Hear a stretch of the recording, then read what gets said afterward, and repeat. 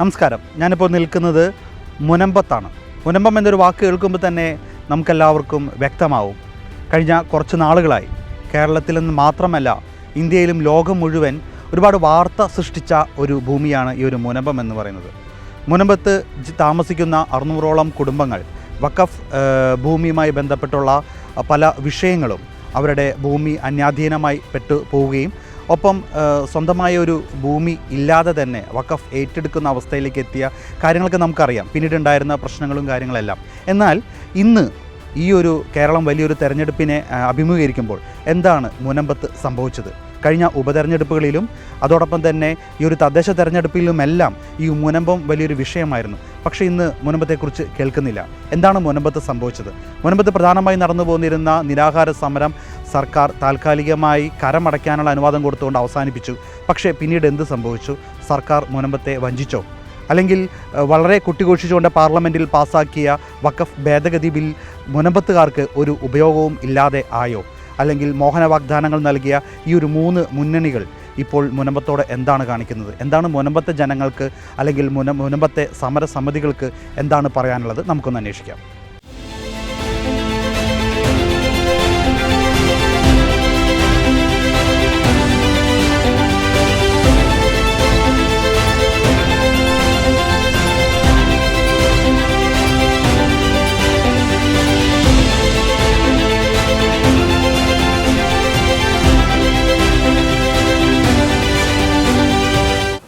മുനമ്പം വേളാങ്കണ്ണി പള്ളി ഇടവക വികാരി ആനന്യച്ചൻ ഇപ്പോൾ നമ്മളോടൊപ്പം ഉണ്ട്. അച്ഛാ, ഒരിടയ്ക്ക് ഇന്ത്യ മുഴുവൻ മുഴങ്ങിക്കേട്ട ഒരു പേരായിരുന്നു മുനമ്പം എന്നുള്ളത്. ഇന്ന് കേരളം വലിയൊരു പ്രധാനപ്പെട്ട ഒരു തെരഞ്ഞെടുപ്പിൻ്റെ മുമ്പിലാണ്, തെരഞ്ഞെടുപ്പിനെ അഭിമുഖീകരിച്ചുകൊണ്ടിരിക്കുകയാണ്. പക്ഷേ ഈ ഒരു ദിവസങ്ങൾ ഇത്രയായിട്ടും മുനമ്പം എന്നൊരു വിഷയം ഇതുവരെയും എവിടെയും പൊങ്ങിക്കേട്ടിട്ടില്ല, ചർച്ചയിൽ പോലുമില്ല. എന്താണ്, മുനമ്പത്തിൻ്റെ എല്ലാ കാര്യങ്ങളും സാധിച്ചു കിട്ടിയോ? അതെങ്കിലും മുഴുവനും ഈ പ്രശ്നം തീർന്നിട്ടില്ല. കഴിഞ്ഞ ഒക്ടോബറിൽ ബഹുമാനപ്പെട്ട ഹൈക്കോടതിയിൽ ഡിവിഷൻ ബെഞ്ചിൻ്റെ ഒരു വിധി വന്നതോടുകൂടി ഈ ഭൂമി വഖഫ് ഭൂമിയല്ല എന്ന് വ്യക്തമായിട്ടൊരു വിധി വരികയും ചെയ്തു. എന്നാൽ അതിനെതിരായിട്ട് വഖഫ് സംരക്ഷണ വേദി സുപ്രീം കോടതിയിൽ അതിനെതിരായിട്ട് അപ്പീൽ കൊടുത്തു. ഏതായാലും അതിൻ്റെ ഇടയ്ക്ക് ഇവിടുത്തെ സംസ്ഥാന സർക്കാർ ഈ വിധിയോടനുബന്ധിച്ചും ജുഡീഷ്യൽ കമ്മീഷൻ പ്രവർത്തിക്കാം എന്നൊരു അനുവാദം കിട്ടിയതുകൊണ്ടും നമ്മുടെ റവന്യൂ അവകാശങ്ങൾ പുനഃസ്ഥാപിക്കാമെന്ന് അറിയിക്കുകയും അങ്ങനെ കരമടയ്ക്കാനും അതിനുശേഷം പോക്കുവരവ് ചെയ്യാനുള്ള ബാക്കി എല്ലാ റവന്യൂ അവകാശങ്ങൾ നൽകാമെന്ന് 2 മന്ത്രിമാർ നമ്മളോട് പറയുകയും ചെയ്തു. അതോടുകൂടി നമ്മൾ സമരം അവസാനിപ്പിച്ചു താൽക്കാലികമായിട്ട്. അതിനുശേഷം വീണ്ടും നമ്മൾ കണ്ടത് കൂടുതൽ നിയമക്കുരുക്കുകളാണ്. ഇപ്പോൾ പുതിയ വഖഫ് ബോർഡ് വന്നിട്ട് വീണ്ടും കഴിഞ്ഞ ആഴ്ചകളിൽ സുപ്രീം കോടതിയിൽ SLV കൊടുത്തിട്ടുണ്ട്. അപ്പോൾ അതോടൊപ്പം തന്നെ വഖഫ് ട്രൈബ്യൂണൽ നമുക്കൊരു സ്റ്റേ ഓർഡർ ലഭിച്ചിട്ടുണ്ട്. ഇതിൻ്റെ ഇടയ്ക്ക് ചില രാഷ്ട്രീയ പാർട്ടികൾ നമ്മൾ അറിയിച്ചിട്ടുണ്ട്, അതെങ്കിൽ ഈ അവരടുത്ത് വീണ്ടും ഭരണത്തിന് വരുമ്പോൾ ഈ പ്രശ്നം പരിഹരിക്കുമെന്നാണ് പറഞ്ഞിരിക്കുന്നത്. അത് എല്ലാ കക്ഷികളും അതുതന്നെയാണ് പറയുന്നത്. ഏതായാലും നമ്മുടെ പ്രശ്നം മുഴുവനും തീർന്നിട്ടില്ല എന്നതാണ് സത്യാവസ്ഥ. നമ്മൾ ഈ ഒരു സമരം 400 ചില്ലാനം ദിവസങ്ങൾ നമുക്ക് കണ്ടിന്യൂസ് ചെയ്ത വലിയൊരു സമരമായിരുന്നു. പ്രത്യേകിച്ച് നമ്മൾ ആവശ്യപ്പെട്ടത് സംസ്ഥാന സർക്കാരിനോടാണ്. കാരണം സർക്കാരിൻ്റെ കീഴിലായിരുന്നു വഖഫ് ബോർഡ്, പിന്നെ സർക്കാരാണ് നമുക്ക് ഈ ഒരു റവന്യൂ അവകാശങ്ങൾ പുനഃസ്ഥാപിച്ച് തരേണ്ടത്. പക്ഷേ ആ ഒരു സമരം അവസാനിപ്പിക്കാനായിട്ട് റവന്യൂ മന്ത്രി ഉണ്ടായിരുന്നു, ഒപ്പം എറണാകുളത്ത് നിന്ന് P. രാജീവ് അദ്ദേഹവും ഉണ്ടായിരുന്നു. അപ്പോൾ ഈ 2 മന്ത്രിമാർ വന്ന് സമരം അവസാനിപ്പിക്കുന്നു. നിങ്ങൾക്ക് ഇവിടെ കരമടയ്ക്കാനുള്ളൊരു അവകാശം തരുന്നു. പക്ഷേ കരമടച്ചതുകൊണ്ട് മാത്രം ഒരു കാര്യവുമില്ല. നമ്മൾ സമരം ആരംഭിച്ചപ്പോഴുള്ള പ്രധാനപ്പെട്ട വിഷയത്തിലേക്ക് എത്തില്ല എന്നൊരു ഉറപ്പുണ്ടായിരുന്നു. എന്തെങ്കിലും ഉറപ്പുകൾ സർക്കാരിൻ്റെ ഭാഗത്തുനിന്ന് ലഭിച്ചിരുന്നോ, അല്ലെങ്കിൽ അത് ലംഘിക്കപ്പെട്ടോ? തീർച്ചയായിട്ടും ഉറപ്പുകൾ ലഭിച്ചിരുന്നു.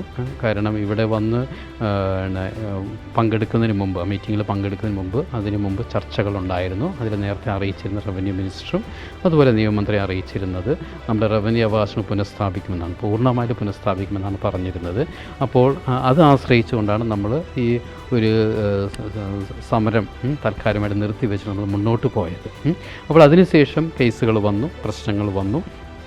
ഈ കഴിഞ്ഞ ആഴ്ചകളിൽ പോലും നിയമമന്ത്രിയെ നേരിട്ട് കാണുകയും സംസാരിക്കുകയും അപ്പോൾ കേസുകൾ ഉള്ളതുകൊണ്ടും സുപ്രീം കോടതിയിൽ ഇപ്പോൾ വഖഫ് ട്രൈബ്യൂണലിൽ വീണ്ടും സ്റ്റേ ഓർഡർ വന്നിരിക്കുന്നതുകൊണ്ടും നിസ്സഹായ അവസ്ഥകളാണ് അവർ നമ്മളോട് പ്രകടിപ്പിച്ചത്. ഏതായാലും അധികാരമുള്ളവർക്ക് ചെയ്യാൻ സാധിക്കുള്ളൂ. ഇപ്പോൾ അത് സംസ്ഥാന സർക്കാരാണെങ്കിലും കേന്ദ്ര സർക്കാരാണെങ്കിലും ആർക്കാണ് അധികാരമുള്ളത് അവർക്കാണ് ഈ പ്രശ്നം പരിഹരിക്കാൻ സാധിക്കുകയുള്ളൂ. ഇത് സാധാരണ 610 കുടുംബങ്ങളൊരു പ്രശ്നമാണ്. ഇതെല്ലാവർക്കും അറിയാം പ്രശ്നമുണ്ടെന്നുള്ളതും അതേ സമയത്ത് പണം കൊടുത്ത് വാങ്ങിയ ഭൂമിയാണെന്ന് എല്ലാവർക്കും അറിയാം. പക്ഷേ എന്നാലും ഒരു സൊല്യൂഷൻ കിട്ടാനായിട്ട് ഇത് നീണ്ടുപോയിക്കൊണ്ടിരിക്കുകയാണ്. സമരം അവസാനിച്ചപ്പോൾ വലിയ രീതിയിലുള്ള വിമർശനങ്ങൾ നേരിടേണ്ടി വന്നു. പ്രത്യേകിച്ച് അച്ഛനടക്കം പ്രത്യേകിച്ച് ഭൂസംരക്ഷണ സമിതി വലിയ രീതിയിൽ പ്രതിഷേധങ്ങൾ നേരിടേണ്ടി വന്നിട്ടുണ്ട്. കാരണം പാതി വഴിയിൽ വെച്ച് സമരം അവസാനിപ്പിക്കുന്നു. ഒപ്പം അന്ന് ഈ ഒരു തദ്ദേശ തെരഞ്ഞെടുപ്പിൻ്റെ പടിവാതിൽക്കൽ വെച്ചായിരുന്നു ഈ ഒരു സമരം അവസാനിപ്പിക്കുന്നത്. തീർച്ചയായിട്ടും ആ ഒരു മൂവ്മെൻറ്റ് അത് സർക്കാരിനൊരു ഗുണം ചെയ്തിരുന്നു അത്തരത്തിൽ. പക്ഷേ അതിനുശേഷം സമരം അവസാനിക്കുന്ന സ്റ്റാർട്ട് ചെയ്യുന്നില്ല. ഈ ഒരു നിയമസഭ വരെ അത് മുന്നോട്ട് പോകുന്നു. തീർച്ചയായിട്ടും സർക്കാരിന് അതിൻ്റെ ഒരു ഗുണം കിട്ടിയിട്ടുണ്ട്. ഒരു പക്ഷേ നമ്മൾ ആ സമരം മുന്നോട്ട് പോയിരുന്നെങ്കിൽ സർക്കാർ ഇതിനൊരു നടപടിയെടുക്കാൻ തീരുമാനങ്ങൾ എടുക്കാൻ അല്ലെങ്കിൽ നിങ്ങൾക്ക് അനുകൂലമായ ഒരു നടപടിയെടുക്കാൻ ഈ ഒരു സമരം മുന്നോട്ട് പോയിരുന്നെങ്കിൽ സാധിക്കുമായിരുന്നില്ലേ? അതെങ്കിൽ ഈ സമരം നമ്മൾ താൽക്കാലികമായിട്ടാണ് നിർത്തിയത്. കാരണം സംസ്ഥാന സർക്കാരിൽ നിന്ന് നമുക്ക് ഉറപ്പ് ലഭിക്കുമ്പോൾ അതിന് മുമ്പാണെങ്കിലും അതിന് മുമ്പത്തെ വർഷം നവംബർ മാസത്ത് അതെങ്കിൽ മുഖ്യമന്ത്രി ഇടപെട്ട് നമുക്ക് അവകാശം ലഭിക്കാനായിട്ട് ഒരു കമ്മീഷൻ ജുഡീഷ്യൽ കമ്മീഷൻ നിയമിക്കുമെന്ന് പറഞ്ഞപ്പോഴും കാരണം അധികാരമുള്ളവരോട് അവർ നമ്മളോട് സംഭാഷണം ചെയ്യുമ്പോഴൊന്ന് സംസാരിക്കുമ്പോഴും കമ്മ്യൂണിക്കേഷൻ നടത്തുമ്പോഴും അതനുസരിച്ച് നമ്മൾ മുന്നോട്ട് പോകേണ്ട ഒരു അവസ്ഥ നമുക്കുണ്ട്. ആ സമയം നമ്മൾ ധിക്കരിച്ചിട്ട് ഇത് സാധിക്കുകയില്ല പറ്റുകയില്ല എന്ന് പറഞ്ഞു കഴിഞ്ഞാൽ തീർച്ചയായിട്ടും ഇത് എവിടെ എത്തിച്ചേരുകയില്ല. കാരണം നമ്മുടെ ഉദ്ദേശം എന്ന് പറയുന്നത് നമ്മൾ റവന്യൂ അവകാശങ്ങൾ നേടുക എന്ന് പറയുന്നതാണ്. അപ്പോൾ അതിന് നമ്മൾ ഒരു പ്രതീക്ഷയോട് കൂടിയാണ് മുന്നോട്ട് പോയത്. അപ്പോൾ ആ പ്രതീക്ഷയോടുകൂടി മുന്നോട്ട് പോകുമ്പോഴാണ് അത് കഴിഞ്ഞ നിയമ തടസ്സങ്ങളാണ് നമ്മളിതിൽ കാണാനായിട്ട് ഇടയായത്. കാരണം ഈ പ്രശ്നം പരിഹരിക്കണമെങ്കിൽ നേരത്തെ തന്നെ എല്ലാവർക്കും പരിഹരിക്കാമായിരുന്നു. ഇപ്പോൾ സംസ്ഥാന സർക്കാരാണെങ്കിലും കേന്ദ്ര സർക്കാരാണെങ്കിലും. പക്ഷേ ഇതിങ്ങനെ നീണ്ടു പോയിക്കൊണ്ടിരിക്കുകയായിരുന്നു. ഇത്രയും ദിവസം നമുക്കിവിടെ സമരം നടത്താൻ ആവശ്യം തന്നെ ഇല്ല. പക്ഷേ എന്നാൽ ഇത്രയും നീണ്ടുപോയിട്ട് നമുക്ക് ഒരു പരിഹാരം കണ്ടെത്താൻ ഒരു അവസ്ഥ വന്നു കഴിഞ്ഞപ്പോൾ സൊല്യൂഷൻ കണ്ടെത്താനുള്ള അവസ്ഥ വന്നു കഴിഞ്ഞപ്പോഴാണ് നമ്മൾ ആ സമയത്ത് താൽക്കാലികമായിട്ട് ഇതങ്ങോട്ട് നിർത്തിയത്. പക്ഷേ അതിനിടയ്ക്ക് വീണ്ടും പ്രശ്നങ്ങൾ വന്നു. അത് നിയമപരമായിട്ട് കാരണം വഖഫ് സംരക്ഷണ വേദി ഇങ്ങനെ ഒരു കേസ് നമുക്കെതിരായിട്ട് കൊണ്ടുകൊടുക്കും നമുക്കറിയില്ലായിരുന്നു. അതുപോലെ തന്നെ ഇപ്പോൾ വഖഫ് ബോർഡാണെങ്കിൽ നമ്മളോട് അന്ന് പറഞ്ഞ വഖഫ് ബോർഡ് നമുക്കെതിരായിട്ട് ഒരിക്കലും സുപ്രീം കോടതിയിലോ അല്ലെങ്കിൽ വഖഫ് ട്രൈബ്യൂണലോ നമുക്കെതിരായിട്ട് കൊടുക്കാൻ പോകുന്നില്ലെന്ന് പറഞ്ഞു. പക്ഷേ ഇപ്പോൾ അതിനെതിരായിട്ടാണ് ഇപ്പോൾ കാര്യങ്ങൾ നടക്കുന്നത്. അപ്പോൾ ഇതിൻ്റെ പിന്നിൽ ആരാണ് പ്രവർത്തിക്കുന്നത് നമുക്കറിയില്ല.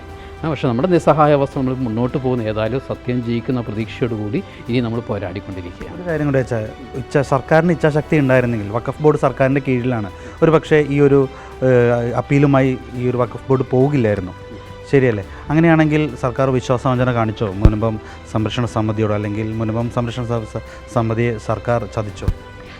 അതെങ്കിൽ ഞാൻ കാണുന്ന ഇപ്രകാരമാണ്. അതെങ്കിൽ ഈ സമരം തുടങ്ങിയത് മുതൽ നമ്മളൊരു നിയമപ്രശ്നം എന്ന് ചൂണ്ടിക്കാണിച്ചായിരുന്നു. നിയമം മാറിക്കഴിഞ്ഞെങ്കിൽ ഇതിനൊരു പരിഹാരം കണ്ടെന്ന് നമ്മളെല്ലാവരും പ്രതീക്ഷിച്ചിരുന്നു. അപ്പോഴും നമ്മളെല്ലാവരും ആവശ്യപ്പെട്ടത് ഒരു റിട്രോസ്പെക്റ്റീവ് ലെവൽ ഇതിൽ വന്നെങ്കിൽ നിയമത്തിൽ വരികയാണെങ്കിൽ പിന്നെ ഒരു സർക്കാർ ഇതിൽ ഇടപെടേണ്ട ആവശ്യമില്ല, ഒരു കോടതി ഇടപെടേണ്ട ആവശ്യമില്ല. അതായിരുന്നു ഒരു ശാശ്വതമായ പരിഹാരം. പക്ഷെ അതവിടെ കിട്ടിയില്ല. പിന്നെ അതിനുശേഷം കേന്ദ്ര സർക്കാരാണെങ്കിലും തീർച്ചയായിട്ടും ഒത്തിരി വാഗ്ദാനങ്ങൾ നൽകി ഇവിടെ വന്ന് ബഹുമാനപ്പെട്ട മന്ത്രി കിരൺ റിജിജു വാക്ക് പറഞ്ഞുകൊണ്ടുപോയി. അതിനുശേഷം ഇനി കുറച്ച് ദിവസങ്ങൾക്കുള്ളിൽ പ്രശ്നങ്ങൾ പരിഹരിക്കുമെന്ന് പറഞ്ഞു. അപ്പോൾ അവിടെയും ഒരു പരിഹാരം ഞാൻ കണ്ടില്ല.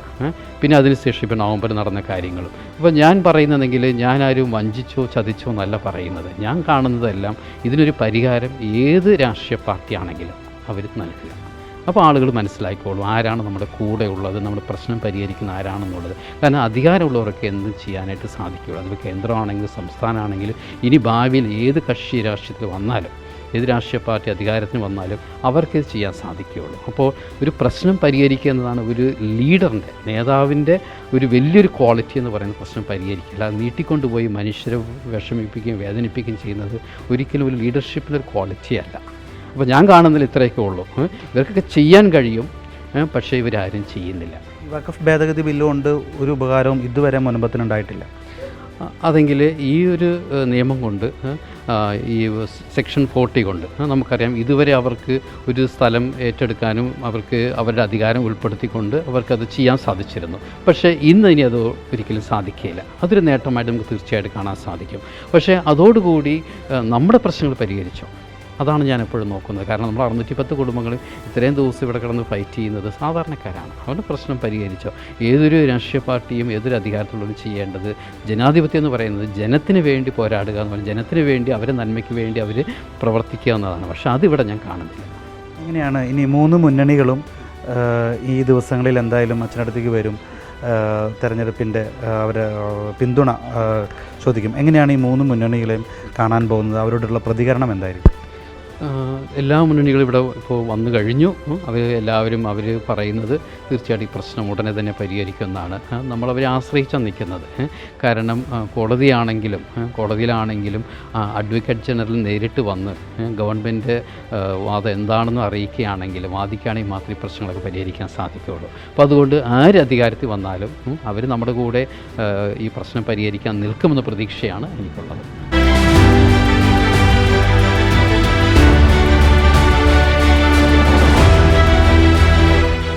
മുനമ്പം ഭൂസംരക്ഷണ സമിതിയുടെ ചെയർമാനും അതോടൊപ്പം തന്നെ കൺവീനറും ഇപ്പോൾ എന്നോടൊപ്പമുണ്ട്. നമസ്കാരം. കഴിഞ്ഞ കുറച്ച് തെരഞ്ഞെടുപ്പുകളിൽ ഉപതെരഞ്ഞെടുപ്പിലായാലും കഴിഞ്ഞ തദ്ദേശ തെരഞ്ഞെടുപ്പിലായാലും മുനമ്പം വിഷയം കേരളം മുഴുവൻ ചർച്ച ചെയ്തിരുന്ന ഒരു കാര്യമായിരുന്നു. എല്ലാ മേഖലയിലും മുനമ്പത്തെക്കുറിച്ച് സംസാരിച്ചിരുന്നു. പക്ഷേ ഇപ്പോൾ കേരളം വളരെ പ്രധാനപ്പെട്ട ഒരു തെരഞ്ഞെടുപ്പിലേക്ക് പോവുകയാണ്.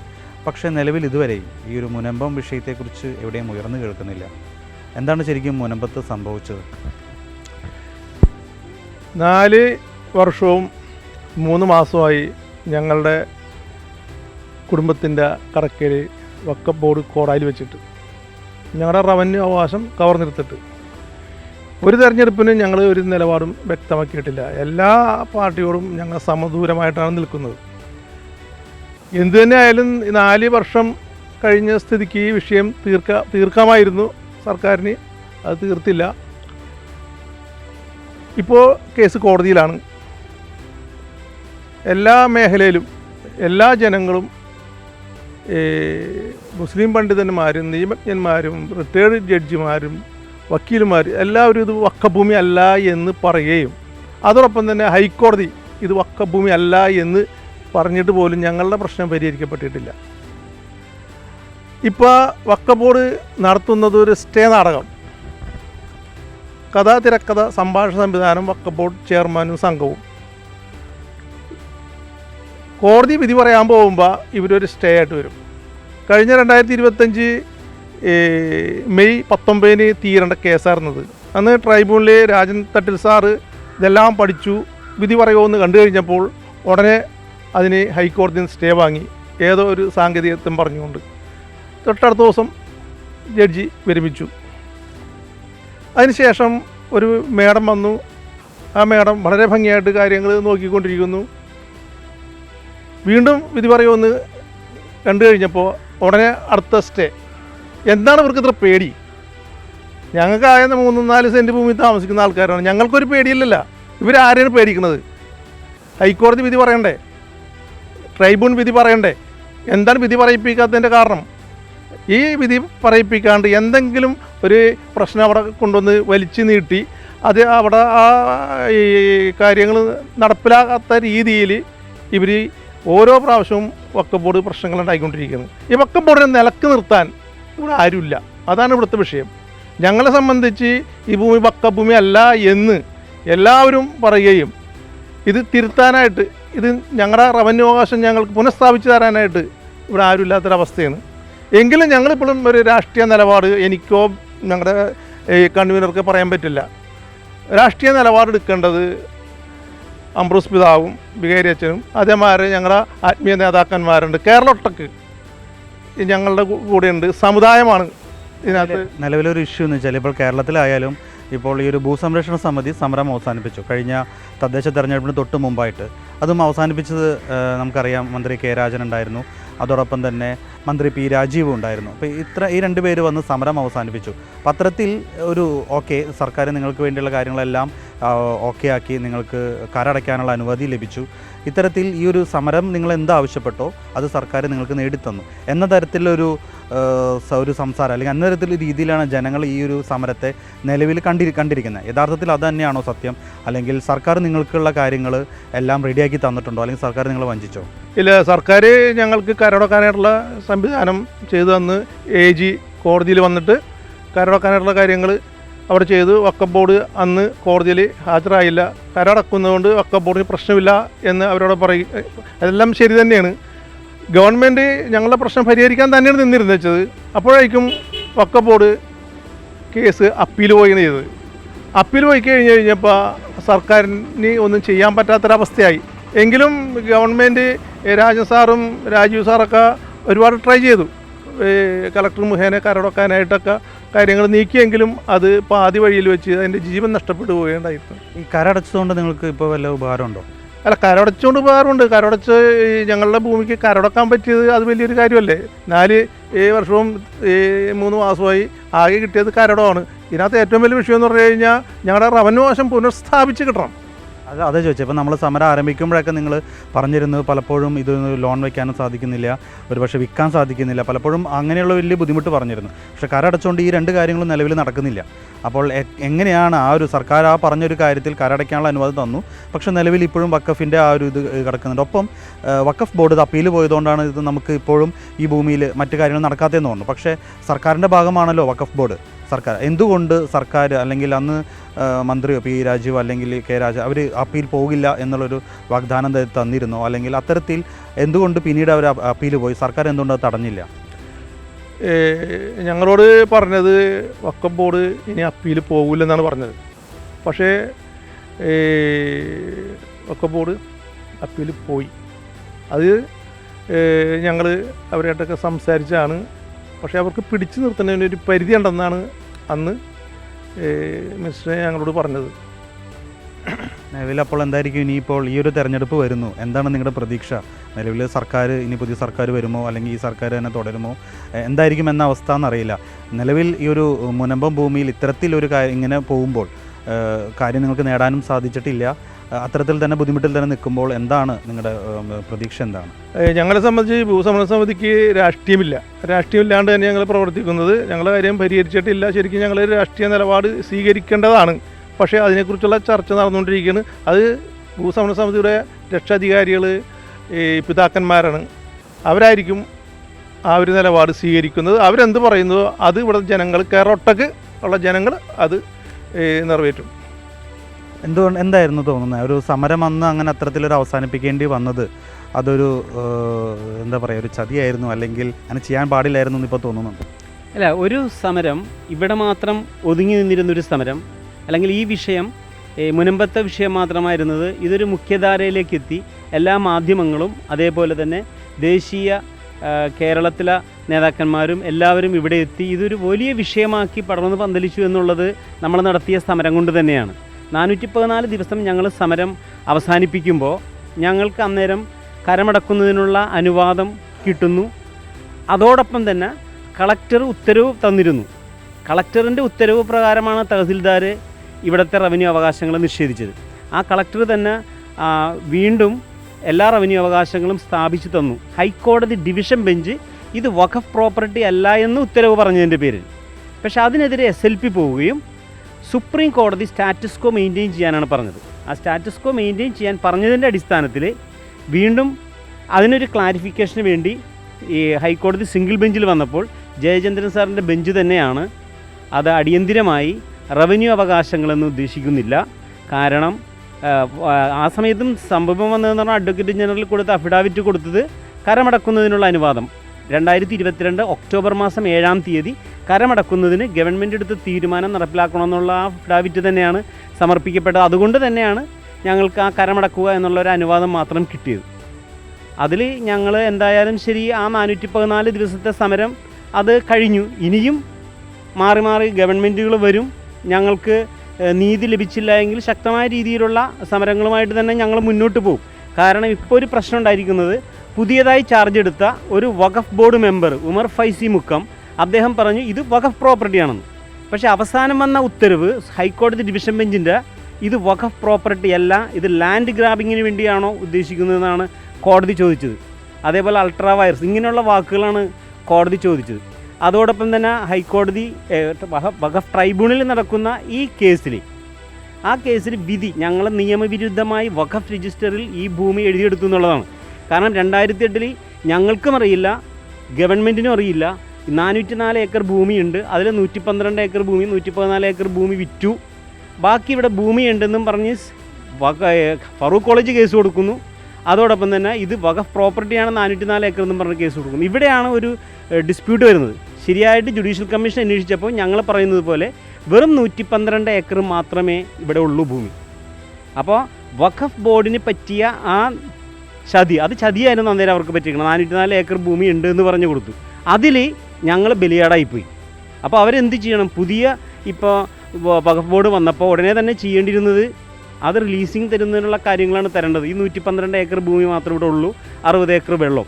പക്ഷേ ഉമർ ഫൈസി മുക്കവും ഇപ്പോൾ പുതിയതായി ചാർജ് എടുത്ത വഖഫ് ബോർഡ് ചെയർമാനും പറയുന്നു ഇത് വഖഫ് പ്രോപ്പർട്ടി തന്നെയാണ്, മാനുഷിക പരിഗണന വെച്ച് ഇവരെ രക്ഷിക്കണമെന്ന്. ഞങ്ങൾക്ക് മാനുഷിക പരിഗണനയല്ല വേണ്ടത്. 1988 ഇന്ന് ഞാനിപ്പോൾ വായിച്ചുകൊണ്ടിരിക്കുകയാണ്, 88 പറവൂർ സബ് കോടതി കൃത്യമായി പറയുന്നു അവിടെയുള്ള താമസക്കാർക്ക് ഈ ഭൂമി വിൽക്കുന്നതിനുള്ള അനുവാദം കൊടുക്കുന്നു. ആ അനുവാദത്തിൻ്റെ അടിസ്ഥാനത്തിലാണ് ഞങ്ങൾ ഈ ഭൂമി മേടിക്കുന്നത്. ഞങ്ങൾ നൂറ്റാണ്ടുകളായി താമസിക്കുകയാണെങ്കിലും ഫറൂഖ് കോളേജിലെ ഡിസ്പ്യൂട്ട് ഉണ്ടായതിൻ്റെ പേരിലാണ് കോടതി വ്യവഹാരങ്ങൾ നടന്നത്. ആ കാര്യങ്ങളെല്ലാം വ്യക്തമാണ്. പക്ഷേ ഞാൻ ഒരു കാര്യം ചോദിച്ചോട്ടെ, ഇപ്പോൾ ഈ ഒരു ഇലക്ഷൻ സമയത്ത് എങ്ങനെയാണ് ഈ 3 മുന്നണികളും നിങ്ങളെ സമീപിക്കുന്നത്? കാരണം കേന്ദ്രം ഭരിക്കുന്ന BJPയുടെ NDA മുന്നണി ലോക്സഭയിൽ രാജ്യസഭയിലും ഈ ഒരു വഖഫ് ഭേദഗതി ബിൽ പാസ്സാക്കി. പക്ഷേ മുനമ്പത്തിൻ്റെ കാര്യം ഇതുവരെയും ഒരു വ്യക്തതയില്ല എന്നതാണ്.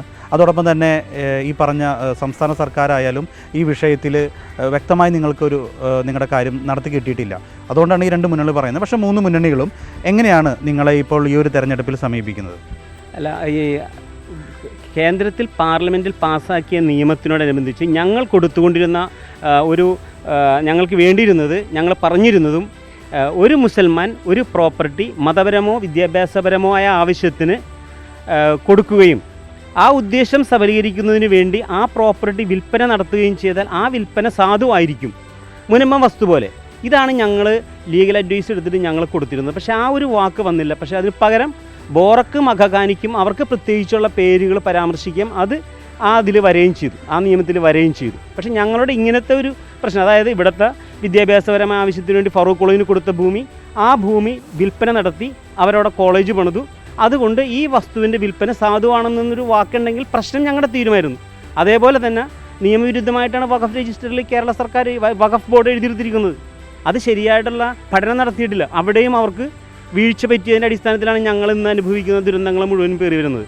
പിന്നീട് വരുന്നതെന്ന് പറഞ്ഞാൽ ഇപ്പോൾ 3ാമത്തെ മുന്നണി എന്ന് പറഞ്ഞാൽ കോൺഗ്രസ്സാണ്. അവരിവിടെ വന്ന് പറഞ്ഞിരിക്കുന്നത്, എല്ലായിടത്തും പറഞ്ഞിരിക്കുന്നത് വിഷയം വളരെ ചുരുങ്ങിയ സമയത്തിനുള്ളിൽ തീർക്കാൻ പറ്റുമെന്നുള്ളതാണ് നോക്കുന്നത്. എന്തായാലും കേരളത്തിലെ പൊതുസമൂഹം ഇത് മുഴുവനും വീക്ഷിച്ചുകൊണ്ട് നിൽക്കുകയാണ്. ഞങ്ങൾ പാവപ്പെട്ട ദാരിദ്ര്യം പിടിച്ച മത്സ്യത്തൊഴിലാളികൾ ഇവിടെ കിടപ്പാടത്തിൽ ഇവിടെ ചുരുണ്ടുകൂടി കിടക്കുന്നു. ഞങ്ങൾക്ക് റവന്യൂ അവകാശങ്ങളില്ല. എല്ലാ തരത്തിലും ഞങ്ങൾ തൃണവൽഗണിക്കപ്പെട്ട് പാർശ്വവൽക്കരിക്കപ്പെട്ടേക്കാണ്. പാർശ്വവൽക്കരിക്കപ്പെട്ട ജനത്തിനെ മുഖ്യധാരയിൽ എത്തിക്കുന്നതിന് വേണ്ടിയാണ് ഈ തെരഞ്ഞെടുപ്പുകളും അതേപോലെ തന്നെ ഇവിടെയുള്ള ഗവൺമെൻറ്റുകളൊക്കെ ഉള്ളത്. അപ്പം ഞങ്ങളെ ഗവൺമെൻറ് ആര് ഭരിക്കണമെന്നുള്ളത് കേരളത്തിലെ പൊതുസമൂഹം നോക്കുന്നുണ്ട്. ആ പൊതുസമൂഹം വ്യക്തമായ ധാരണയോടുകൂടിയുള്ള ഞങ്ങളെ രക്ഷിക്കാൻ പറ്റുന്ന ആളുകളെ തന്നെ തിരഞ്ഞെടുക്കുമെന്നുള്ളതാണ് ഞങ്ങളുടെ വിശ്വാസം. നിലവിൽ സർക്കാരിനെ നിങ്ങളെ ചതിച്ചിരിക്കുകയാണ് എന്നാണ് പറയുന്നത്. ഞങ്ങൾ ചതിച്ചിരിക്കുന്നു എന്ന് പറയുന്നില്ല. കാരണം എന്ന് വെച്ചിട്ടുണ്ടെങ്കിൽ അവർക്കന്ന് ആർക്കും അറിയില്ലല്ലോ, ആർക്കും അറിയില്ല ഇവിടുത്തെ ഈ പ്രശ്നം. ഇത് 404 ഏക്കർ ഭൂമിയുണ്ട്, വഖഫ് ബോർഡിലുണ്ട്, വഖഫ് പ്രോപ്പർട്ടിയാണ്, അത് 404 ഏക്കർ ഉണ്ട് എന്നുള്ള ധാരണയാണ്. ഇവിടെ വിറ്റുപോയ ഈ 114 ഏക്കറിനെ കുറിച്ചുള്ളൊരു ധാരണയിലല്ല തുടക്കം. പക്ഷെ വന്നു പെട്ടത് ഞങ്ങൾക്കാണ്. അതുകൊണ്ട് ശരിയായ നിയമോപദേശം സ്വീകരിക്കാതെ റവന്യൂ അവകാശങ്ങൾ തടഞ്ഞു വെച്ചത് തീർച്ചയായിട്ടും ഞങ്ങൾക്ക് ബുദ്ധിമുട്ടുണ്ടാക്കി. നിലവിൽ ഈ ഒരു ഭൂസംരക്ഷണ സമിതി എടുക്കുന്ന സ്റ്റാൻഡ് എന്താണ്? 3 മുന്നണികളോടും നിങ്ങളോട് വോട്ട് ചെയ്ത് ചോദിച്ച് നിങ്ങളുടെ മുമ്പിലേക്ക് എത്തുന്ന ഈ ഒരു 3 മുന്നണികളെ സ്ഥാനാർത്ഥികളോടും നിങ്ങളെടുക്കാൻ പോകുന്ന സ്റ്റാൻഡ് എന്തായിരിക്കും? അല്ല, ഞങ്ങളിപ്പോൾ എടുക്കുന്ന സ്റ്റാൻഡ് ഞങ്ങൾ ഒരാൾക്കും പ്രത്യേകിച്ച് വോട്ട് ചെയ്യേണ്ട എന്ന് പറയാനായിട്ട് ഞങ്ങൾ തയ്യാറാവില്ല. കാരണം എന്ന് പറഞ്ഞിട്ടുണ്ടെങ്കിൽ ഇവിടെ എല്ലാ തരത്തിലും CITയിൽ ജോലി ചെയ്യുന്ന ആളുകളുണ്ട്, BMSൽ ജോലി ചെയ്യുന്നവരുണ്ട്, INTUCയിൽ ജോലി ചെയ്യുന്നവരുണ്ട്. പക്ഷേ ഞങ്ങളെ കാണുന്ന അല്ലെങ്കിൽ ഞങ്ങളെ നോക്കിക്കണ്ട് ഞങ്ങളുടെ വേദനകൾ മനസ്സിലാക്കുന്ന ഒരു പൊതുസമൂഹം കേരളത്തിലുണ്ട്. ആ കേരളത്തിലുള്ള ആളുകളാണ് വിലയിരുത്തി. പക്ഷേ ഒരു കാര്യം ചോദിക്കണം, ഞാൻ പറഞ്ഞാൽ നിങ്ങൾ വോട്ട് ചെയ്യുന്നവർ എന്ത് തീരുമാനിക്കും? കാരണം INTUCയും BMCയും അതൊക്കെ ഓക്കെ രാഷ്ട്രീയം, പക്ഷേ നിങ്ങളുടെ ഭൂമിയാണ് ഇപ്പോൾ വഖഫ് ഏറ്റെടുത്തിരിക്കുന്നത്. അത് വെച്ച് നിങ്ങൾ എന്ത് തീരുമാനിക്കും? ഞങ്ങൾ 100% ഞങ്ങൾക്ക് അനുകൂലമായിട്ട് ചെയ്യുന്നത് ആരാണോ അത് നോക്കിക്കണ്ടുകൊണ്ടിരിക്കുകയാണ്. ആ നോക്കിക്കണ്ടുകൊണ്ടിരിക്കുന്ന ആളുകൾക്ക് ഞങ്ങൾ വോട്ട് ചെയ്യും. ഞങ്ങളെ സംബന്ധിച്ച് ഞങ്ങൾ സമരം ചെയ്ത് 47-ാമത്തെ ദിവസം മുഖ്യമന്ത്രിയുള്ള ഓൺലൈൻ ചർച്ചയിൽ ഒരു കമ്മീഷനെ നിയോഗിക്കുകയും ആ കമ്മീഷൻ പറഞ്ഞിരിക്കുന്ന കാര്യങ്ങൾ ഇവിടെ നടപ്പാക്കിയില്ല. പകരം കേസാണ്. ഇപ്പോൾ സുപ്രീം കോടതിയിലെത്തിയ കേസ്. സുപ്രീം കോടതിയിൽ തന്നെ എത്ര ബെഞ്ചുകളുണ്ട്. അത് ചീഫ് ജസ്റ്റിസിൻ്റെ എത്തുമ്പോഴും എത്ര വർഷങ്ങൾ പിടിക്കും. ഈ കേസ് ആയിട്ട് ഇങ്ങനെ പോയാൽ മതിയാ. ഈ 610 കുടുംബങ്ങളെ സംരക്ഷിക്കേണ്ട ബാധ്യത ഇവിടുത്തെ ഗവൺമെൻറ്റിനുണ്ടായിരുന്നു. അത് ചെയ്തില്ല. ഞാനൊരു കാര്യം ചോദിച്ചോട്ടെ, ഒരു ഡൗട്ട് എന്ന രീതിയിൽ സംശയം, ഒരു സാധാരണക്കാരൻ്റെ ഒരു സംശയം ചോദിക്കുകയാണ്.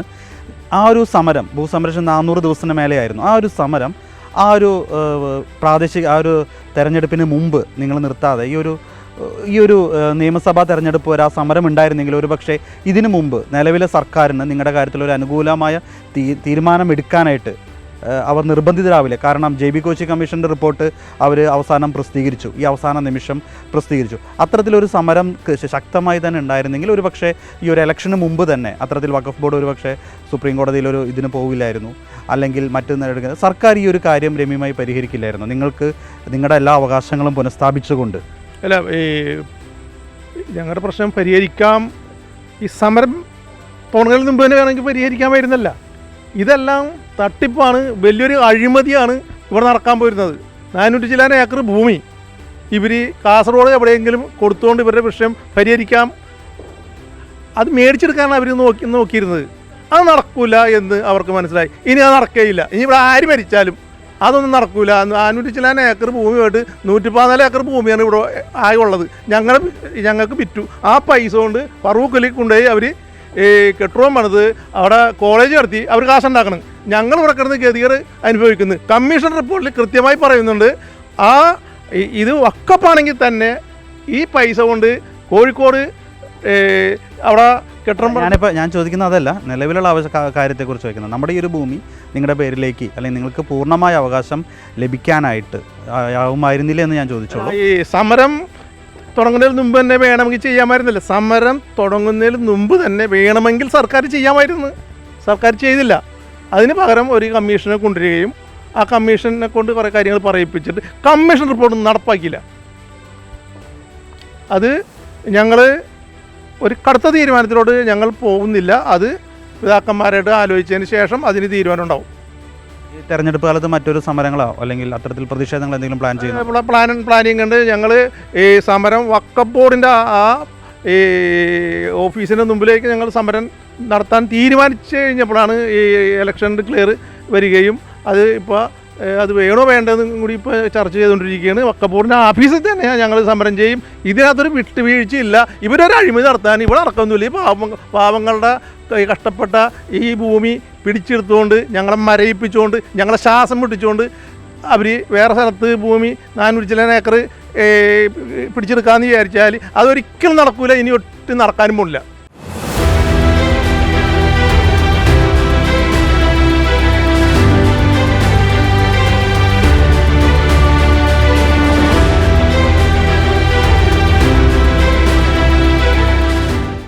മുനമ്പം സമരം ആരംഭിച്ചതു മുതൽ ആ സമരത്തിൻ്റെ മുൻപന്തിയിൽ സമര നായികയായിട്ട് തന്നെ ഉണ്ടായിരുന്ന സിജി ഇപ്പോൾ എന്നോടൊപ്പമുണ്ട്.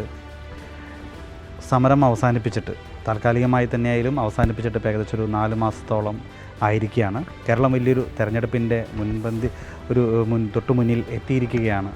ഈ ഒരു മുനമ്പം വിഷയത്തിൽ നിലവിൽ 3 മുന്നണികളെക്കുറിച്ചും ഇപ്പോൾ എങ്ങനെയാണ്, നിങ്ങൾക്ക് അന്ന് തന്നിരുന്ന ഉറപ്പുകൾ കാര്യങ്ങൾക്കറിയാം, പക്ഷെ നിലവിൽ ചതിക്കപ്പെട്ടതായിട്ട് തോന്നുന്നുണ്ടോ?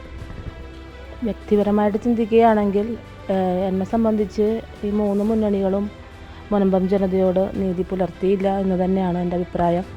കാരണം ഈ പൂച്ച എലിയെ പിടിച്ച് കളിക്കുന്നത് പോലെ മുനമ്പം ജനതയെ അങ്ങോട്ടും ഇങ്ങോട്ടും ഇട്ട് എല്ലാവരും തട്ടിക്കളിച്ചു എന്ന് തന്നെയാണ് എൻ്റെ അഭിപ്രായം. അല്ലായിരുന്നുവെങ്കിൽ ഇപ്പോഴും നമ്മൾക്ക് നമ്മുടെ റവന്യൂ അവകാശങ്ങൾ പുനഃസ്ഥാപിച്ച് കിട്ടിയിട്ടില്ല. അധികാരത്തിലുള്ളവർക്ക് ഭംഗിയായി ചെയ്ത് ഹീറോ ആകാൻ പറ്റിയ ഒരു വിഷയം തന്നെയായിരുന്നു മുനമ്പം സമരം. പക്ഷേ എന്തുകൊണ്ടോ അതിൽ ആരും തന്നെ ഗൗരവമായിട്ട് ചിന്തിക്കുന്നില്ല. ഇപ്പം മുനമ്പം എന്നൊരു വാക്ക് ആരും തന്നെ പറയുന്നുമില്ല. ഈ മുനമ്പം സമരം അവസാനിപ്പിക്കാനായിട്ട് 2 മന്ത്രിമാർ വന്നായിരുന്നു. അവരാണ് ഒരു മുനമ്പം സമരം അവസാനിപ്പിച്ചത്, താൽക്കാലികമായിട്ട് എന്ന രീതിയിൽ തന്നെ വന്നു. പക്ഷേ പിന്നീട് ഒരു കാര്യത്തിൽ കൂടി നിങ്ങളുടെ ഭാഗത്തുനിന്ന് മറ്റ് വിഷയങ്ങളൊന്നും ഉണ്ടായിട്ടില്ല. ഇങ്ങനെയാണ് സർക്കാരിൻ്റെ ഈ നിലപാടിനോട് നിങ്ങൾ കാണുന്നത്? സർക്കാർ എന്ന് പറഞ്ഞാൽ ഞാൻ കമ്മ്യൂണിസത്തിൽ ഒത്തിരി ഞാൻ കമ്മ്യൂണിസ്റ്റ് ഇഷ്ടപ്പെടുന്ന ഒരാളാണ്. VS-നെയും EMS-നെയൊക്കെ ഒരുപാട് ആരാധിച്ചിരുന്ന ഒരാൾ തന്നെയാണ്. എനിക്ക് വോട്ടുണ്ടായ കാലം തുടങ്ങി ഞാൻ വോട്ട് ചെയ്യുന്നതും ആ ഒരു പാർട്ടിക്കായിരുന്നു. പക്ഷേ ഞാൻ തുടക്കം മുതൽ ഏറ്റവും കൂടുതൽ കുറ്റപ്പെടുത്തിയതും ഞാൻ ആ പാർട്ടിയെ തന്നെയായിരുന്നു. കാരണം നമ്മുടെ ഈ സമരപ്പന്തലിലോട്ട് അവർ തിരിഞ്ഞു നോക്കാത്തൊരവസ്ഥ വന്നപ്പോൾ, നമ്മുടെ ലോക്കൽ സഹാക്കൾ പോലും ഈ സമരത്തിലോട്ട് വരാതെ വന്നപ്പോൾ അവർക്ക് നേരെ കൈവിരൽ ചൂണ്ടേണ്ട ഒരവസ്ഥ എനിക്ക് വന്നിട്ടുണ്ട്. പക്ഷേ ഈ സമരം അവസാനിപ്പിക്കാനായിട്ട് അവരെല്ലാവരും ഈ മണ്ണിൽ കാലുകുത്തിയപ്പോൾ ഞാൻ സന്തോഷിച്ചു. കാരണം ഈ സമരം അവസാനിക്കുന്നത് നല്ലൊരു രീതിയിലാണ് സമരം അവസാനിക്കുന്നതെന്നാണ് ഞാൻ കരുതിയത്.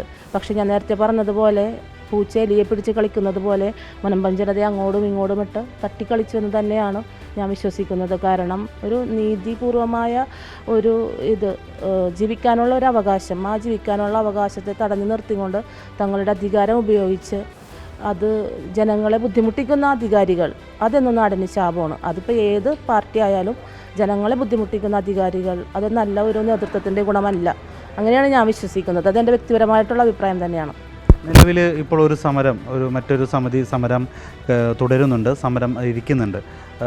പക്ഷേ പലപ്പോഴും ഈ BJP സർക്കാർ അല്ലെങ്കിൽ കേന്ദ്ര സർക്കാർ കൊണ്ടുവന്ന വഖഫ് ഭേദഗതി തീർച്ചയായിട്ടും അത് മുനമ്പത്തിന് വേണ്ടി എന്ന രീതിയിൽ പോലും ഒരു പ്രചരണം വന്നിരുന്നു. ആ ഒരു ഇതുകൊണ്ട് ഇതുവരെ ഈ മുനമ്പത്തിന് രക്ഷ കിട്ടിയിട്ടില്ല എന്നതാണ്.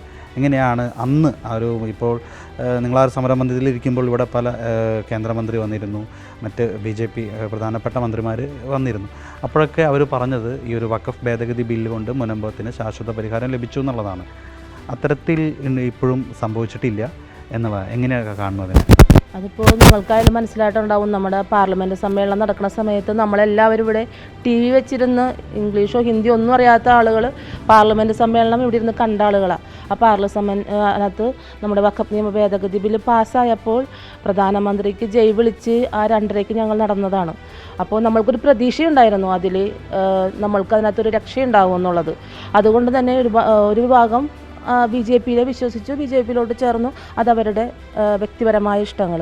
പക്ഷേ എന്ത് ചെയ്തു എന്ന് ചോദിച്ചിട്ടുണ്ടെങ്കിൽ അധികാരത്തിലിരിക്കുന്നവർ ഈ സമയം വരെ ഒന്നും ചെയ്തില്ല എന്ന് തന്നെ വേണം പറയാനായിട്ട്. കാരണം ചെയ്തിരുന്നെങ്കിൽ ഇന്ന് മുനമ്പം ജനത ഈ അവസ്ഥയിലോട്ട് പോകുമായിരുന്നില്ല. വഖഫ് നിയമ ഭേദഗതി ബിൽ പാസ്സായപ്പോൾ ആ നിയമ ഭേദഗതി ബില്ല് പാസ്സാകാൻ തന്നെ വലിയ പ്രശ്നങ്ങളൊന്നുമില്ലാതെ പാസ്സാകാൻ തന്നെ ഒരു കാരണം ഈ മുനമ്പം സമരമായിരുന്നു.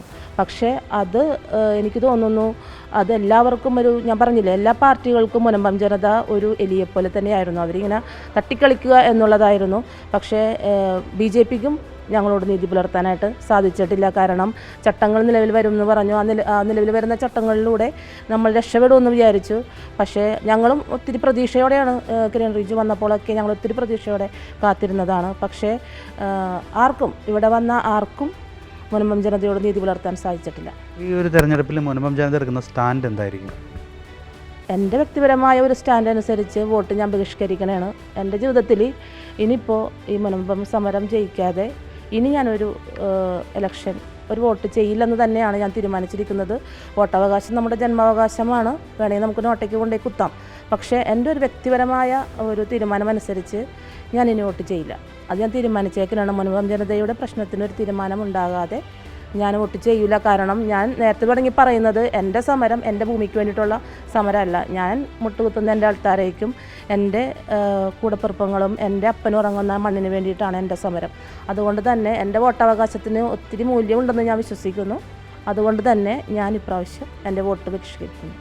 പ്രതീക്ഷകളും സ്വപ്നങ്ങളും അകലെയായി മരവിച്ച മനസ്സുമായി വീണ്ടും ഒരു തെരഞ്ഞെടുപ്പിനെ അഭിമുഖീകരിക്കുകയാണ് മുനമ്പം ജനത.